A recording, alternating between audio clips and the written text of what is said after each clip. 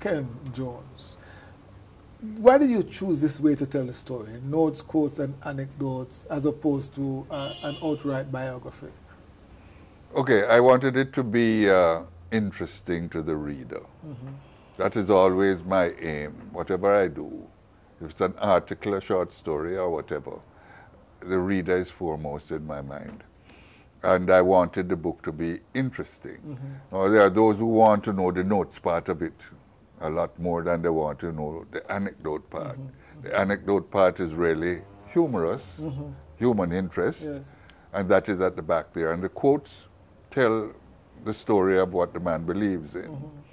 So really I thought I'd put it into 3 segments and make it that sort of easy reading. What is the difference in doing a sort of story like this, or a biography, as opposed to a story, a short story, or even, you know, a novel or an article? What are the differences and the challenges that you face when you're doing this sort of writing?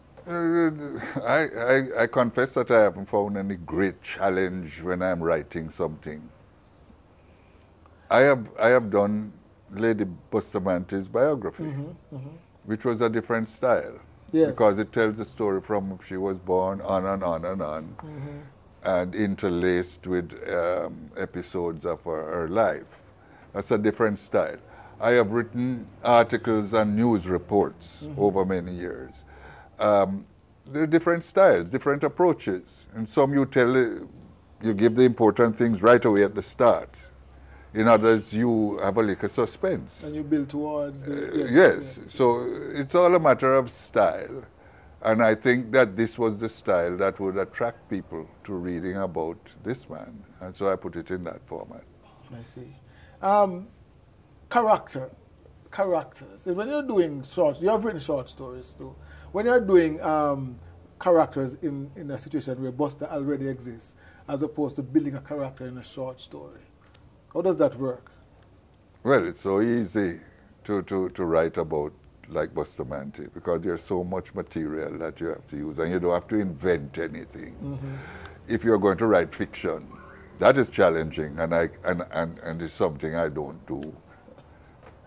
I am not for fiction. You're not for fiction. You like to have your I characters don't alive. even read much fiction. Okay. I like reality, Yes. and that is easy to do.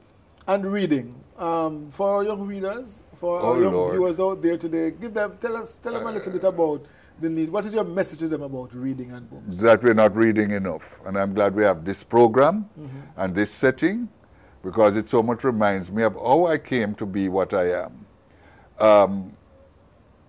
I couldn't go to the big, rich, traditional high schools. In those days, not many of us could. I spent my time in libraries. Your parents couldn't afford to buy all the books that you needed. Nowadays, people are worried about getting books for school term. Yes. Well, we went to the library and found what we had to read, and the curriculum was so devised that we could get an education without our families having to be strained economically. Yes. And I think the way to do that is by reading. If our people can read, there's a wealth of material. As we sit here, look at the wealth of material around us. If you can only read, look what you can get for free almost. And with that, you have done Garvey, you have done Bustamante. What next? Is there a chain of events? What are you going to be doing next? Well, I don't know if longevity is going to be kind to me, give It me will time be kind. to do It will be anything else. But for now, I am trying to promote the book that I have on my hand here now, both here and abroad. People are calling from abroad because they want it. I have to look about that. And I suppose by the time I finish that, I'll be so tired. I would only want to reread what I have written, because sometimes it amuses me what I have written before. Is there anybody now in national life that reflects the values that Bustamante represents and represent the sort of leadership, the quality of leadership and humanity that Bustamante represented? No. I wish that there was someone like that, or even some two that could be rolled into one, to be like that. But we were blessed when we had Norman Manley and Bustamante at the same time. Yes. This country was blessed more than it knows. And it will not know fully unless it reads about those people, because they are gone.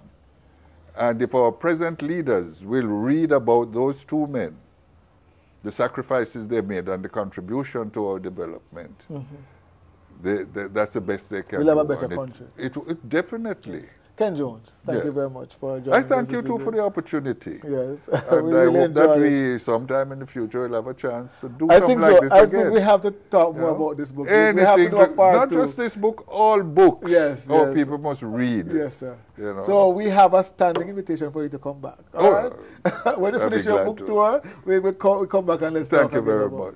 Thank you for tuning in. And see you next week. You join us right here at our spot, the Writer's Block.